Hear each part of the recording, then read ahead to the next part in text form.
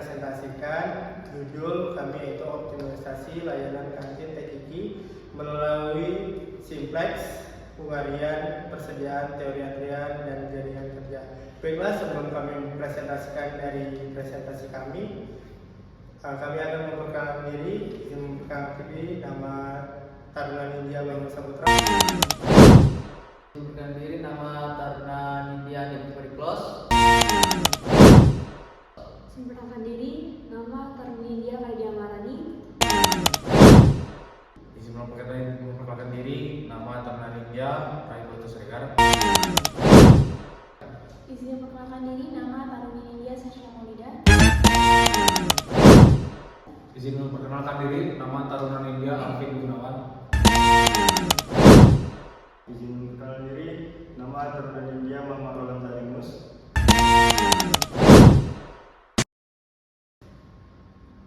Baik, adapun di sini latar belakang yang melatar belakangi dari optimalisasi layanan kantin TKI yaitu pertama, proses produksi belum optimal karena bahan baku belum diperoleh dengan perhitungan yang tepat.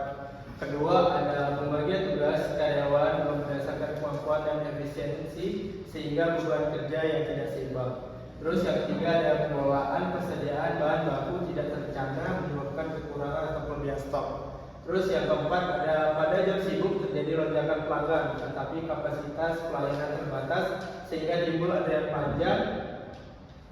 Terus yang kelima, ada alur kerja dari persiapan hingga penyajian belum sistematis, mengakibatkan pelayanan kurang efisien dan berpotensi terlambat.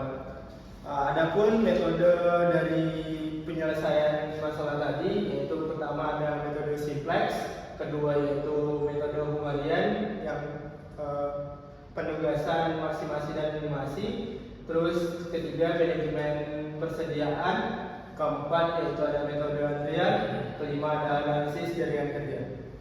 Oke, selanjutnya.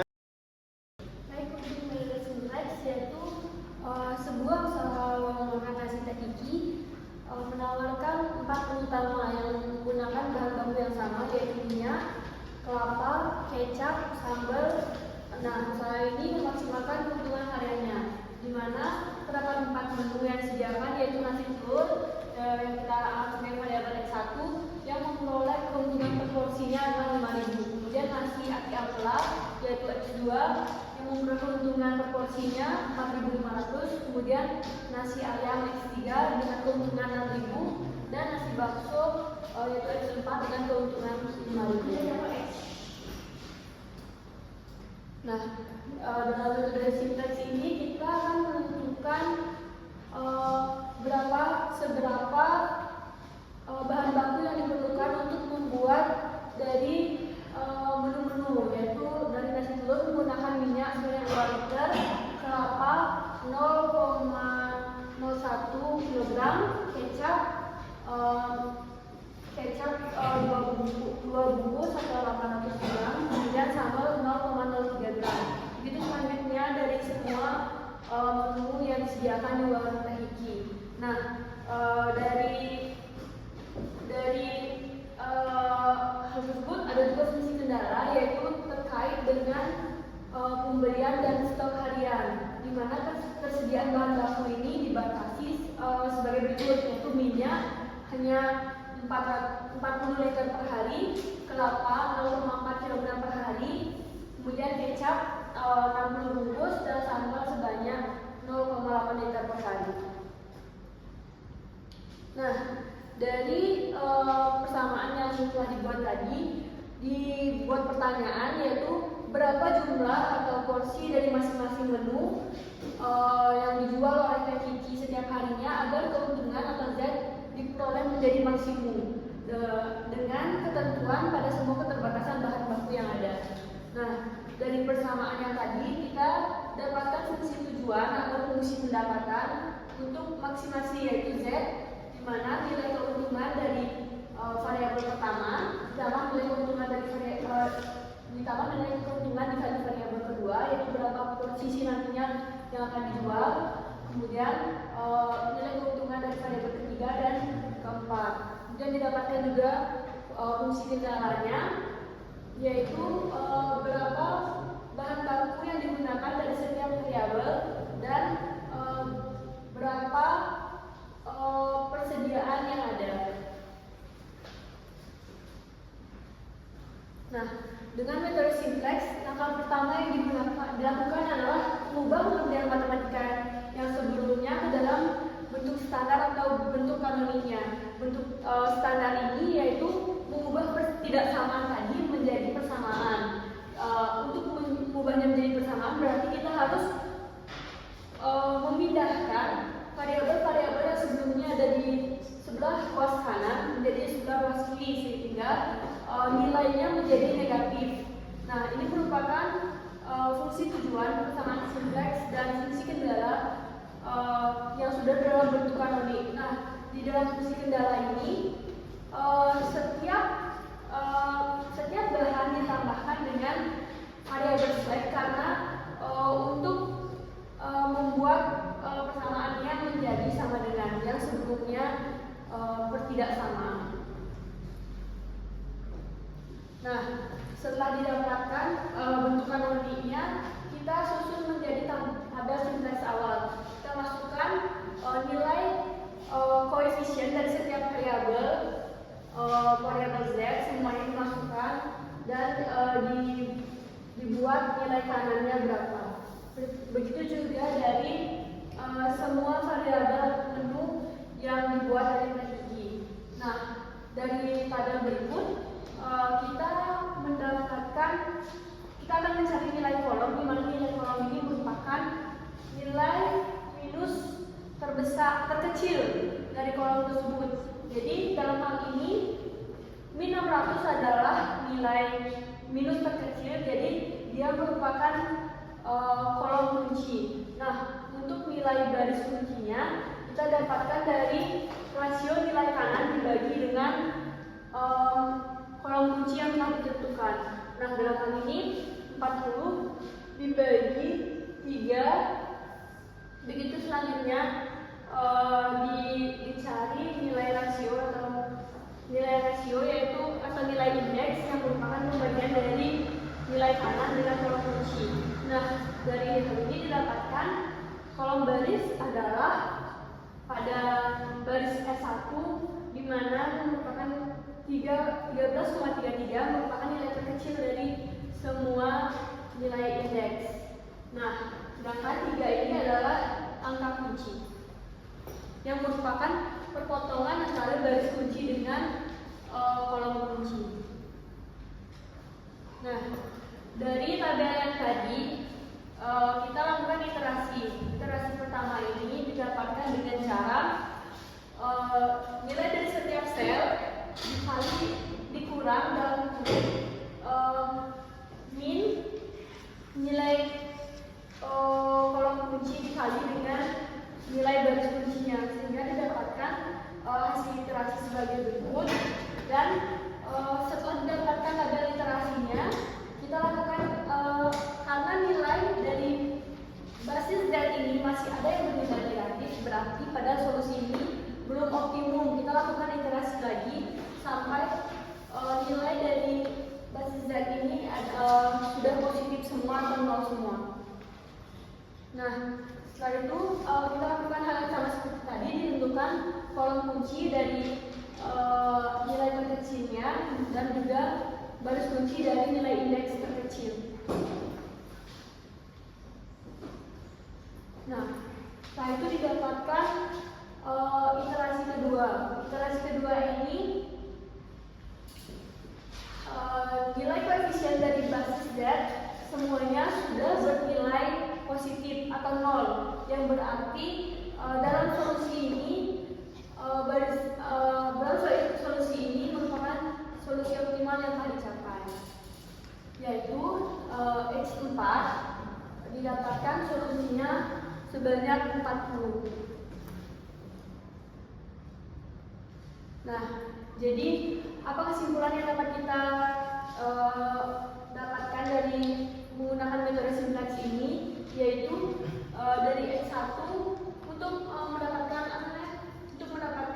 keuntungan yang maksimal, kita disarankan teknik ini menjual nasi bakso sebanyak 40 porsi untuk mendapatkan keuntungan harian 200.000, yaitu 40 dikali 5.000 keuntungan per porsinya, jadi dapatkan 200.000. Nah, untuk menu lainnya diproduksi sebanyak 0 porsi. Nah, apabila Teh Kiki melakukan produksi sebanyak 40 porsi nasi bakso, maka untuk variabel selanjutnya seperti minyak akan habis terpakai, kemudian untuk kelapa juga habis terpakai, untuk kecap tersisa 20 bungkus dan sambal tersisa 0,2 liter. Nah,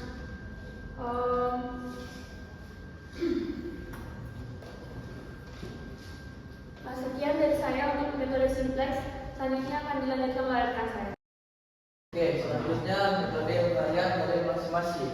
Perlu kita ketahui, metode pengarian adalah teknik dalam penugasan optimal yang membantu menentukan siapa yang harus mengerjakan pekerjaan apa agar total keuntungan atau profit maksimal. Karena metode pengarian aslinya dibuat untuk meminimasi biaya, maka bila tujuan maksimasi datang dibuat terlebih dahulu. Bisa kita lihat di sini merupakan tabel dari penugasan tersebut, yang mana ini merupakan waktu.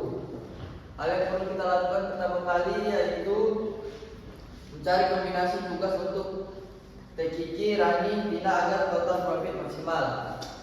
Bisa kita lihat di sini, kita perlu menentukan nilai tertinggi dari masing-masing kolom tersebut. Bisa kita lihat di sini Teh Kiki membungkus dengan 4 menit, kemarin dengan 25 menit, mengungkap 40 menit. Jadi yang perlu kita ambil yaitu 40. Selanjutnya Rani yaitu dengan 35, Tina yaitu 30. Hasil dari sini yang hasilnya yaitu kita gunakan rumus nilai maksimal dikurang dengan nilai dari kolom tersebut. Bisa kita lihat hasilnya seperti ini. Yang dimana 40 dikurang 4 jadi hasilnya 36. Sini kenapa bisa 0? 40 dengan 40 dikurang 40. Bisa kita lihat hasilnya. Habis itu selanjutnya kita perlu mencari lagi nilai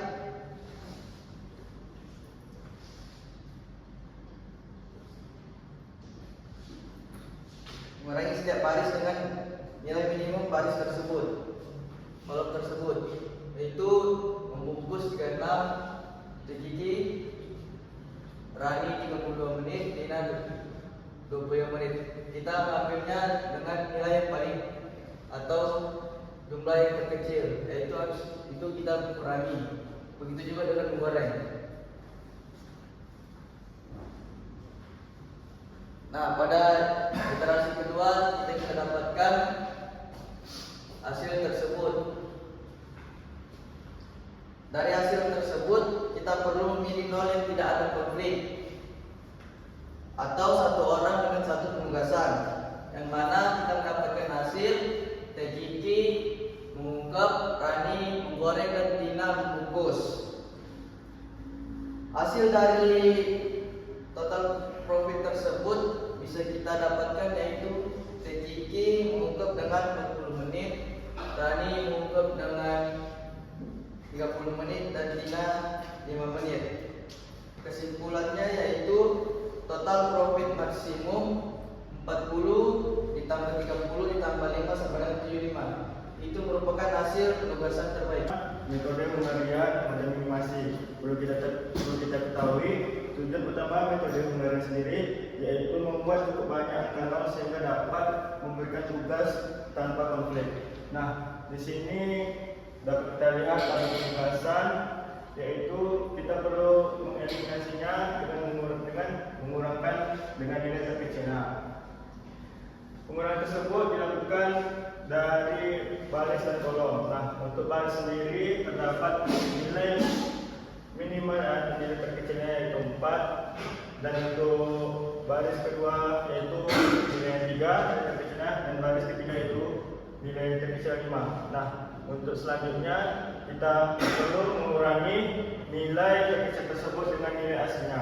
Nah, untuk 4 dikurang 4 sama dengan 0, dan 25 dikurang 4 21, dan seterusnya dikurangi dengan nilai baris yang terkecilnya. Nah, di sini dapat kita lihat dalam tabel iterasi 1, yaitu nilainya sudah dikurangi semua dan didapatkan hasil 0. Nah, lalu kita mengurangkan dengan nilai terkecil pada kolom. Nah, untuk nilai terkecil pada kolom, yang kolom pertama tidak perlu lagi karena sudah ditemukan nilai terkecilnya. Dan untuk kolom kedua, nilai terkecilnya sendiri yaitu 15. Kolom ketiga sendiri nilai terkecilnya 25. Nah, caranya sama dengan pengurangan baris tadi, yaitu dikurangi dengan nilai aslinya, yaitu 21 dikurang 15, 27 kurang 15, 15 kurang 15, dan seterusnya seperti itu. Nah, di sini terdapat garis. Gunanya garis yaitu untuk menentukan apakah matriks sudah siap untuk pemilihan asigmen. Nah, di sini kita tarik garis dari kolom dan baris, yaitu syaratnya jumlah garis harus sama dengan jumlah baris atau kolom. Nah, di sini dapat kita lihat jumlah garis atau kolom yang sama, maka kita perlu mengurangkan nilai minimum yang tidak tertutup oleh garis. Nah, di sini terdapat nilai yang belum tertutup oleh garis, lalu kita kurangi dengan nilai terkecilnya. Di sini dapat kita lihat nilai terkecilnya yaitu 6. Nah, di kotak ini kita kurangi dengan nilai terkecil 6. Nah, untuk syarat selanjutnya, garis yang bersilangan itu ditambah dengan nilai terkecil dari kolom yang tidak bergaris ini, yaitu ditambahkan dengan 6. Nah, didapatkan hasil yang di bawah ini. Maka dapat disimpulkan bahwa Rani hanya punya 1 0 yang cocok untuk langsung kita pilih. Nah, untuk Kiki masih punya 0. Untuk Rani sendiri itu pada bagian membungkus ini tidak bisa digunakan lagi karena sudah diambil oleh Rani. Nah, untuk Kiki masih mempunyai 2 0 di antara membungkus dan menggoreng. Karena kalau membungkus sudah dipakai oleh Rani, maka Kiki kita tetapkan untuk penugasan menggoreng. Dan yang terakhir yaitu Tina. Untuk Tina, karena belum dipakai, kalau mengungkap berarti Tina dapat penugasan mengungkap. Nah, jadi kesimpulannya, dapat disimpulkan untuk tugas Kiki yaitu menggoreng, Rani itu membungkus, dan Tina itu mengungkap. Jadi total waktu ini masih 58 menit. 58 menit kita dapat dari nilai penugasan tadi, di mana penugasan masing-masing pekerjaan tersebut. Nah, kalau untuk Rani itu kita dapat penugasannya dengan nilai awal tadi 3, dan untuk Kiki sendiri yaitu 25, dan untuk Tina sendiri yaitu 30. Nah, nilai tadi kita jumlahkan, maka didapat dengan hasil 58 menit.